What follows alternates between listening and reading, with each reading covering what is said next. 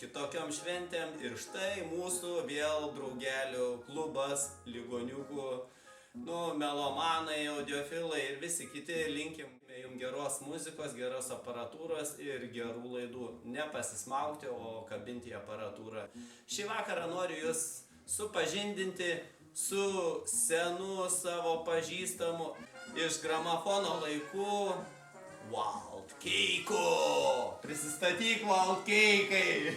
Wild Keikų jau senai nebėra, esu Donatas, domiuosi muziką, aparatūrą. Šitą ligą susirgau nuo vaikystės, kada pirmą kartą prijungiau prie tauro televizoriaus plačiajuosčią juostinį. Susipažinom gramofono laikais ir man, žinai, kas sužavėjo tavo pirmieji projektai, ką pats esi padaręs su plačiajuosčiais.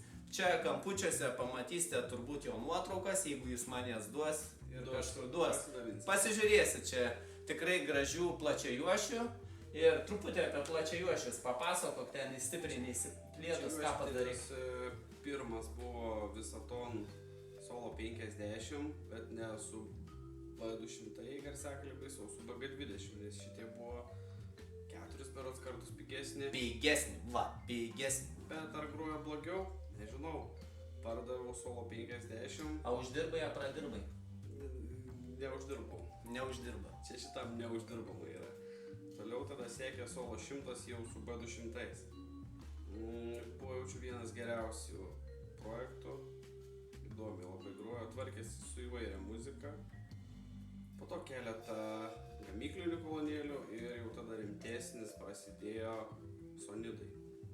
Vengrų gamintojo garsiakalbiai. Jo, aš pas tave girdėjau Sonidos. Labai gražiai atrodė Sonidos, be dydžio buvo kaip 2 snaigės. 200 litrų žemadažis buvo.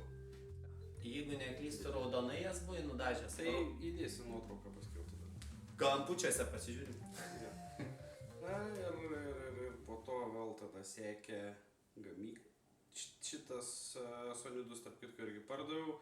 Irgi į bačką? Iš šiokį tokį minusą, jau mažesnį minusą. Tada sekė Fokalai, Elektra. Labai gerai grojo, girdėjau Fokalus, Elektros pas jį namuose. Bet labai buvo reiklų stiprintuvų ir irgi ieškojom stiprintuvų, teko atsisveikinti, nes taip ir neradau gerai grojančių. Kaip pirkau pas žmogų, tai buvo wow, parsivežiau namo, nebeliko wow. Liko bū.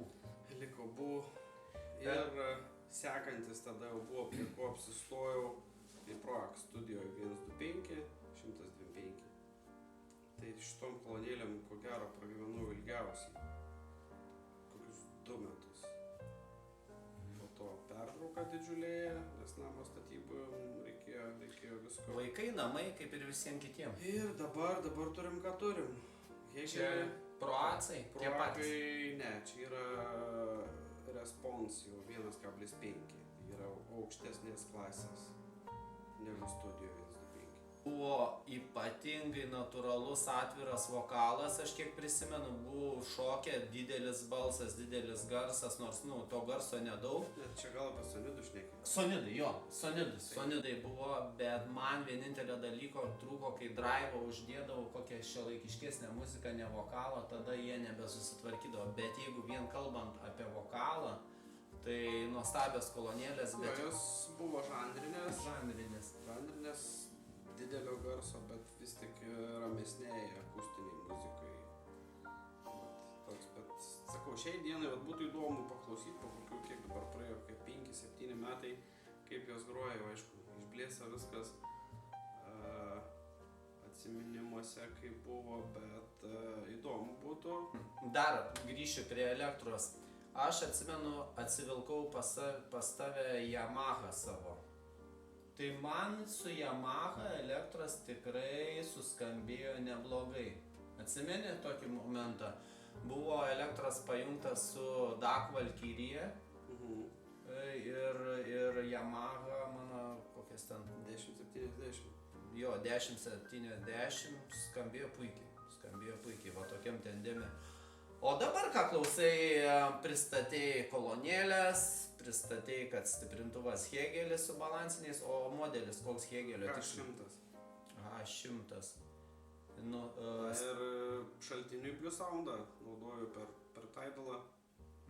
Ir taip vat jau 3 metai. Dabar vėl lyga atsinaujino. Vaistelių reikia. O vaistelį yra Dakas, kurį mėgina medžioti dabar sėkmingai. Kad per balansinius laidus groja viskas gerai. Nes irgi nusipirkau balansinius laidus, nors dar neturiu iš ko Kitaiskus. per ką juos leisti ir va taip supuolė, kad šiandien juos išėjo panaudoti. Tai wow. Vau. Tikrai vau. Aš irgi pirmą kartą girdėjau balansinius laidus ir jų įtaką, lyginant su RCA. Garsas buvo daug atviresnis. Kiek daug dinamiškesnis. Dinamiškesnis, atviresnis, detalių gal ten ir nepadaugėjo kažko, bet toks atrodo oro daugiau, ne? Oro daugiau, tai supratau, kad aš irgi norėčiau iš senelio Šalčio gal visai kokio nors stiprintuvo rimto su balansiniais laidais, nes Daką kaip ir galima paburti, mano ne vieną, kad balansinis. Žiūri žmona tavo laidus. Gerai, Mildutė, kad nežiūri šitos laidos.